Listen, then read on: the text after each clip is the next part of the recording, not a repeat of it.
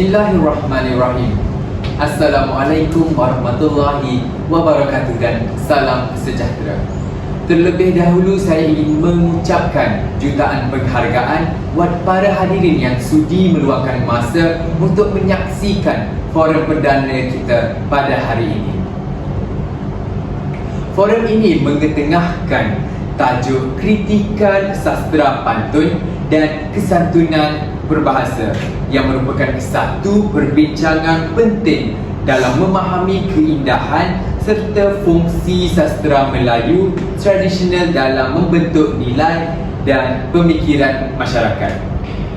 Secara umumnya, pantun merupakan satu genre puisi tradisional Melayu yang paling popular. Bukan sahaja berfungsi sebagai media hiburan, tetapi juga sebagai wahana untuk menyampaikan nasihat, sindiran, teguran dan kritikan sosial secara halus serta berhemah. Pada kesempatan ini, saya ingin memperkenalkan dua tetamu istimewa kita pada hari ini, iaitu Saudara Shah dan Saudara Fitri. Jadi pada hari ini kami akan membincangkan sebuah karya sastra yang bertajuk Hati Mesra yang telah diterbitkan oleh Dewan Bahasa dan Pustaka pada tahun 2016. Bagi puisi tradisional yang pertama, saya ingin menjemput Saudara Fitri untuk mempersembahkan pantun kita yang pertama. Silakan saudara. Encik Yang, cucu Cik Yang, cucu kepada Datuk Aduka. Sungguh diam yang berkira, hati di dalam serasa luka.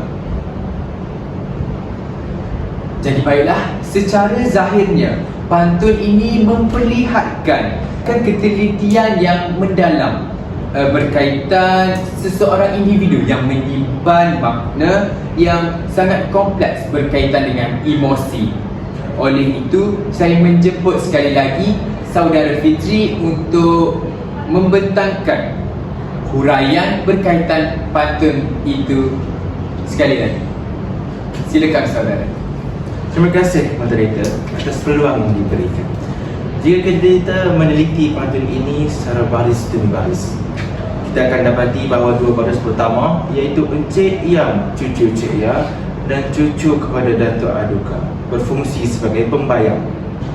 Seterusnya pada baris ketiga, sungguh diam-diam berkira, kita dapat melihat gambaran seseorang individu yang kelihatan tenang dan tidak banyak berkata-kata, namun sebenarnya sedang berfikir secara mendalam atau memendam sesuatu perkara dalam dirinya. Keadaan ini menggambarkan sifat manusia yang sering menyembunyikan perasaan sebenar daripada menuntut orang lain. Baris keempat pula, hati di dalam serasa luka, jelas menunjukkan bahawa individu tersebut sedang mengalami kesedihan atau kekecewaan yang mendalam. Perasaan ini tidak diluahkan secara terbuka, sebaliknya dipendam dalam hati. Dari sudut kritikan sastra, pantun ini boleh dilihat melalui beberapa dimensi. Dari aspek sanjungan, pantun ini wajar dipuji kerana penggunaan bahasa yang indah, halus dan penuh dengan unsur puitis. Namun demikian, dari sudut teguran, pantun ini juga boleh dianggap sebagai kritikan terhadap kecenderungan manusia yang suka memendam perasaan sehingga memberi kesan negatif kepada diri sendiri. Dari sudut penganalisan, pantun ini jelas menggambarkan konflik dalaman manusia yang bersifat universal. Manakala dari aspek penilaian, pantun ini boleh dianggap sangat berjaya kerana mampu menyampaikan mesej emosi yang mendalam dengan cara yang santun dan tidak menyinggung perasaan. Itu saja. Jadi baiklah, berdasarkan perbincangan yang telah dikemukakan oleh Saudara Fitri sebentar tadi, dapatlah saya rumuskan bahawa pantun ini bukan sahaja menggambarkan konflik emosi, tetapi juga memperlihatkan kehalusan budaya masyarakat Melayu dalam menyampaikan perasaan secara tidak langsung.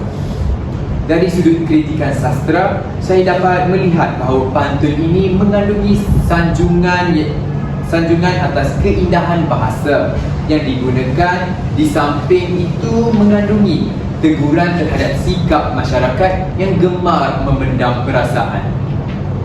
Dari segi penilaian keseluruhan, pantun ini berjaya menyampaikan mesej dengan penuh kesantunan dan keindahan. Baiklah, saya akan teruskan perbincangan kita pada hari ini dengan pantun yang kedua, iaitu pantun yang memperlihatkan realiti kehidupan masyarakat serta cabaran yang dihadapi dalam mencapai sesuatu hasrat, khususnya dalam konteks perkahwinan. Pantun ini bukan sahaja mengandungi unsur kiasan, malah syarat dengan mesej sosial yang relevan hingga kini. Jika tidak keberatan, saya ingin menjemput Saudara Syah untuk mempersembahkan pantun yang kedua. Silakan saudara. Baiklah, terima kasih Tuan Moderator. Sama-sama. Bagaimana saya nak mandi, buaya besar melintang sungai. Bagaimana nikah nak jadi, belanja besar wang tunai. Begitu puitis pantun yang telah disampaikan oleh saudara Syah sebentar tadi. Pantun ini secara keseluruhannya menggambarkan situasi yang penuh dengan halangan dan kekangan. Oleh itu, saya menjemput sekali lagi saudara Syah untuk menghuraikan maksud pantun ini secara terperinci. Silakan saudara. Terima kasih Tuan Moderator. Sama-sama saudara. Jika kita meneliti pantun ini secara mendalam, dua baris pertama iaitu bagaimana saya nak mandi dan buaya besar melintang sungai berfungsi sebagai pembayang yang menggambarkan suatu keadaan yang sukar dilaksanakan. Aktiviti mandi yang sepatutnya mudah menjadi mustahil kerana adanya halangan besar, iaitu buaya yang melintang di sungai. Dalam konteks ini, buaya tersebut melambangkan suatu halangan yang besar dan berbahaya.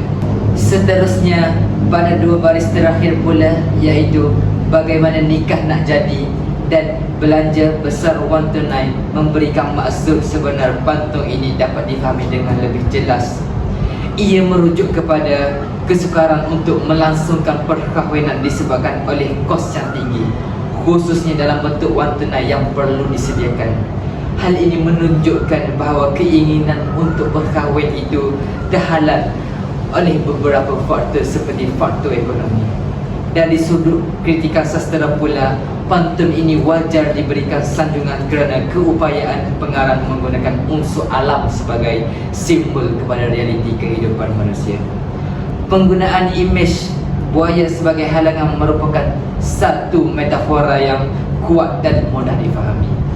Walau bagaimanapun, dari aspek teguran pula, pantun ini secara tidak langsung menegur masyarakat yang terlalu mementingkan adat dan material sehingga membebankan golongan tertentu. Dari sudut saranan pula, pantun ini seolah-olah mengajak masyarakat untuk menilai semula kehidupan dan keperluan dalam sesuatu majlis agar tidak membebankan satu pihak yang terlibat. Dari segi pendekatan pula, pengarang menggunakan kaedah kiasan yang santun dan tidak bersifat menyerang secara langsung. Dari sudut penganalisisian pula, pantun ini menunjukkan hubungan antara adat, ekonomi dan kehidupan sosial masyarakat. Manakala dari segi penilaian pula, pantun ini boleh dianggap sebagai sangat berkesan kerana berjaya menyampaikan kritikan sosial dengan cara yang halus dan beradab. Baiklah, berdasarkan perbincangan yang telah dihuraikan oleh saudara Syah sebentar tadi, dapatlah saya simpulkan bahawa pantun bukan sahaja menggambarkan halangan dalam kehidupan, malah berfungsi sebagai medium kritikan sosial yang sangat berkesan. Baiklah, setelah kita meneliti pantun kedua yang menyentuh aspek cabaran hidup serta tekanan sosial dalam masyarakat, kita beralih pula kepada pantun yang ketiga yang lebih menekankan nilai usaha dan keazaman dalam kehidupan. Pantun ini amat penting kerana ia membawa mesej yang bersifat universal dan relevan kepada semua lapisan masyarakat tanpa mengira latar belakang. izinkan saya untuk mempersembahkan rangkap pantun yang seterusnya. Anak landak dari seberang, lalu meniti di atas batang. Kalau tidak digerakkan tulang, bila boleh rezeki datang.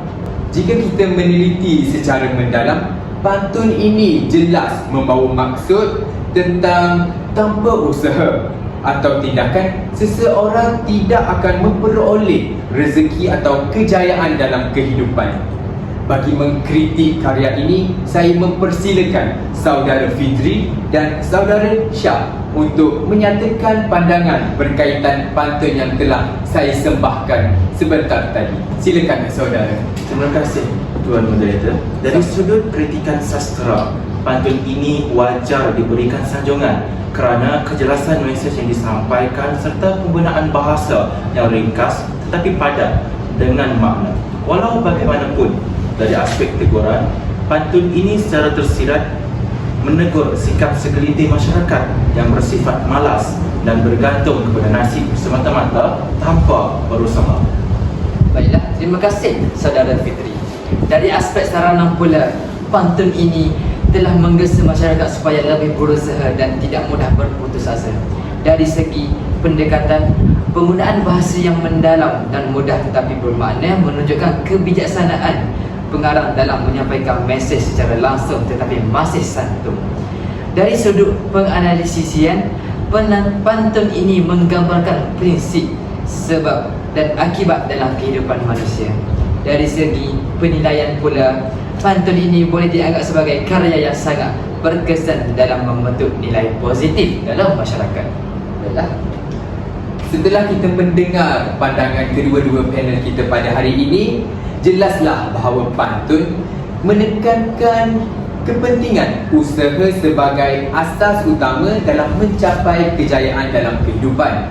Walaupun disampaikan dalam bentuk yang ringkas, pantun ini mengandungi makna yang sangat mendalam dan relevan dalam kehidupan seharian. Dari sudut kritikan sosial, kritikan sastra pula, pantun ini menerima sanjungan kerana kejelasan mesej serta penggunaan bahasa yang mudah tetapi berkesan. Pada masa yang sama, pantun ini mengandungi unsur teguran terhadap sikap malas dan kurang berusaha dalam kalangan masyarakat. Sebagai penutup forum kita pada hari ini, izinkan saya mengemukakan satu persoalan kepada para panel kita pada hari ini.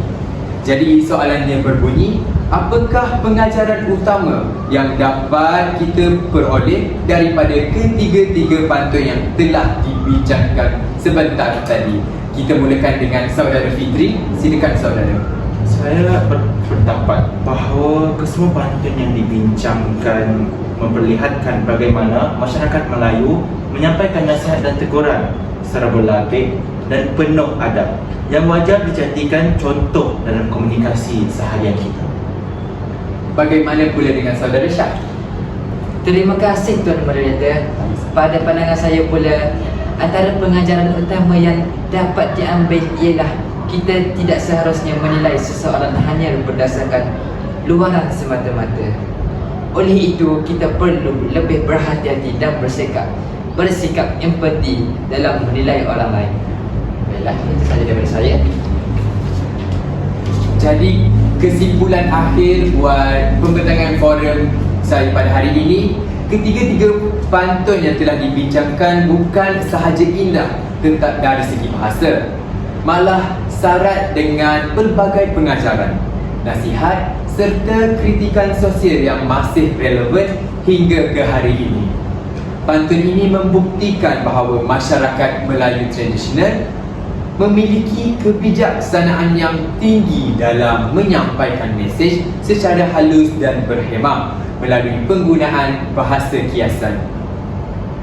Akhir kata, marilah kita bersama-sama menghargai dan memelihara warisan sastra agar terus kekal relevan dan menjadi panduan dalam membentuk masyarakat yang berilmu, berakhlak dan berbudaya. Sekian, terima kasih.